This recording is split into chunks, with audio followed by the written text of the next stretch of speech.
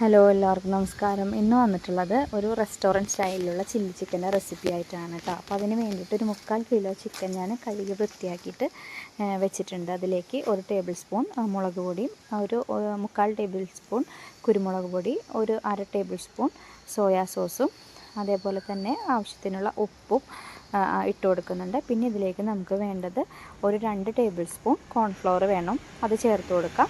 പിന്നെ 1 table spoon മൈദയും കൂടി നമുക്കിതിലേക്ക് ചേർത്ത് കൊടുക്കണം കേട്ടോ. അപ്പോൾ മൈദ ഇല്ലെങ്കിൽ നിങ്ങൾ കോൺഫ്ലവറിൻ്റെ അളവ് കുറച്ചൊന്ന് കൂട്ടി കൊടുത്താൽ മതി. ഞാനിപ്പോൾ 1 ടേബിൾ സ്പൂണോളം മൈദപ്പൊടിയും കൂടി ഇതിലേക്ക് ചേർക്കുന്നുണ്ട്. പിന്നെ ഒരു കോഴിമുട്ടയും കൂടി ചേർത്തിട്ട് നമുക്ക് ഇതിലേക്ക് ഒരു 3-4 അല്ലി വെളുത്തുള്ളി, ചെറിയ കഷ്ണം ഇഞ്ചി കൂടി ചതച്ചിട്ട് ഇഞ്ചി വെളുത്തുള്ളി പേസ്റ്റും കൂടി ഇട്ട് കൊടുക്കാം. ഇത് നല്ലപോലെ ഒന്ന് കൈവച്ച് മിക്സ് ചെയ്ത് കൊടുക്കാം. എന്നിട്ട് ഒരു അരമണിക്കൂർ ഇത് മാരിനേറ്റ് ചെയ്യാൻ വേണ്ടിയിട്ട് മാറ്റി വെക്കാം കേട്ടോ. ഞാനിപ്പോൾ ഇത് മാരിനേഷന് വേണ്ടിയിട്ട് മാറ്റി വെക്കുന്നില്ല, കാരണം എനിക്കധികം സമയമില്ലാത്തതുകൊണ്ടാണ്. അപ്പോൾ നിങ്ങളത് ചെയ്യുന്ന സമയത്ത് ഇതൊന്ന് മാറ്റി വെച്ചിട്ട് ഒരു അരമണിക്കൂർ മാറ്റി വെച്ചതിന് ശേഷം ഫ്രൈ ചെയ്യുകയാണെങ്കിൽ കുറച്ചും കൂടി നല്ല ടേസ്റ്റ് ആയിരിക്കും കേട്ടോ. പിന്നെ ഒരു ചട്ടി അടുപ്പത്ത് വെക്കുക, പാൻ അടുപ്പത്ത് വെച്ച് കൊടുത്തിട്ടുണ്ട്. നല്ലപോലെ ചൂടാകുമ്പോൾ അതിലേക്ക് സൺഫ്ലവർ ഓയിലാണ് കേട്ടോ ഞാൻ ഒഴിച്ചു കൊടുത്തിട്ടുള്ളത്. ശേഷം നമ്മൾ മിക്സ് ചെയ്ത് വെച്ചിട്ടുള്ള ഈ ചിക്കൻ കുറേശ്ശെയായിട്ട് എടുത്ത് നമുക്കിത് വറുത്ത് കോരിയെടുക്കണം. പിന്നെ ഇത് ഓവർ ഫ്രൈ ആവേണ്ട കാര്യമൊന്നുമില്ല, 2 സൈഡും ഒന്ന് സോഫ്റ്റായി വന്നാൽ മാത്രം മതിയാകും കേട്ടോ. ചിക്കൻ വെന്ത് വരണം, എന്നാൽ ഒരുപാട് മുരിഞ്ഞൊന്നും പോകേണ്ട ആവശ്യമില്ല കേട്ടോ.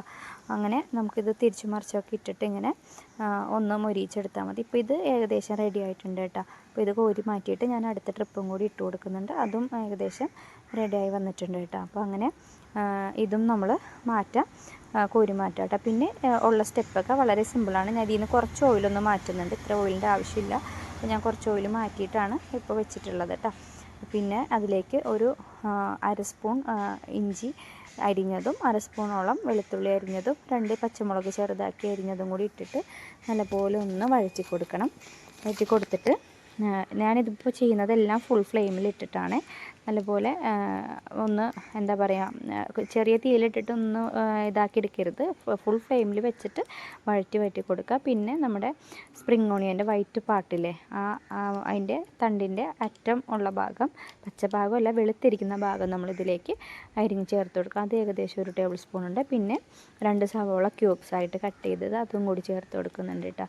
സവാള ഒന്ന് ജസ്റ്റ് ഒന്ന് സോട്ട് ചെയ്തെടുക്കുക. ഇതിൻ്റെ ഒപ്പം തന്നെ നമുക്ക് ക്യാപ്സിക്കം കൂടി അരിഞ്ഞെടുക്കാം, അതും കൂടി ഇതിലേക്ക് ചേർത്ത് കൊടുക്കുക കേട്ടോ. ക്യാപ്സിക്കം പല കളറിലുള്ളതുണ്ടെങ്കിൽ നല്ല ഭംഗിയായിരിക്കും.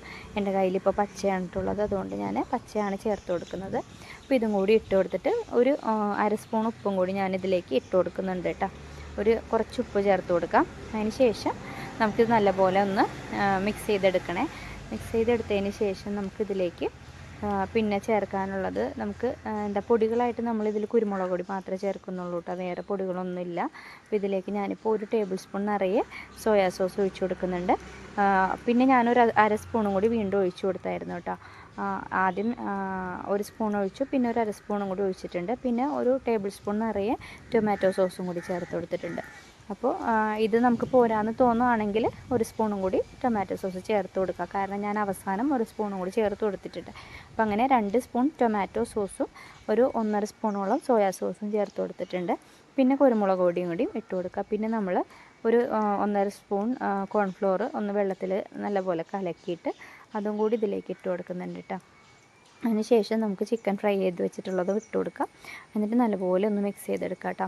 നമുക്ക് ഗ്രേവി ആവശ്യമുണ്ടെങ്കിൽ ഇതിലേക്ക് നമുക്ക് കുറച്ച് വെള്ളം കൂടി ചേർത്ത് കൊടുക്കാം കേട്ടോ. ഞാനിപ്പോൾ ഒരു 1/2 ഗ്ലാസ് വെള്ളം കൂടി ഇതിലേക്ക് ചേർത്ത് കൊടുത്തിട്ട് അതൊന്ന് രണ്ടും കൂടി മിക്സായി വരാൻ വേണ്ടി ഒന്ന് തിളപ്പിച്ചെടുത്തിട്ടുണ്ട്. പിന്നെ അതിന് ശേഷം എല്ലാം കൂടി ഒന്ന് മിക്സ് ചെയ്തിട്ട് ഒരു 1/2 സ്പൂൺ പഞ്ചസാരയും കൂടി ചേർത്ത് ഇളക്കി കഴിഞ്ഞാൽ നമ്മുടെ ചില്ലി ചിക്കൻ റെഡി ആയിട്ടുണ്ട്. എല്ലാവരും ട്രൈ ചെയ്ത് നോക്കിയിട്ട് ഫീഡ്ബാക്ക് അറിയിക്കണോട്ടെ. ഇത്രയുള്ളൂ നമ്മുടെ വീഡിയോ. നമ്മുടെ ചാനൽ ആദ്യമായിട്ട് കാണുന്നവർ സബ്സ്ക്രൈബ് ചെയ്യുക, ലൈക്ക് ചെയ്യുക, ഷെയർ ചെയ്യുക, കമൻറ്റ് ചെയ്യുക കേട്ടോ. അപ്പോൾ ഒറ്റ തവണയെങ്കിലും നിങ്ങളിത് ട്രൈ ചെയ്ത് നോക്കിയിട്ട് ഫീഡ്ബാക്ക് അറിയിക്കണം. അപ്പോൾ അടുത്ത വീഡിയോയിൽ കാണും വരെ എല്ലാവർക്കും ബൈ.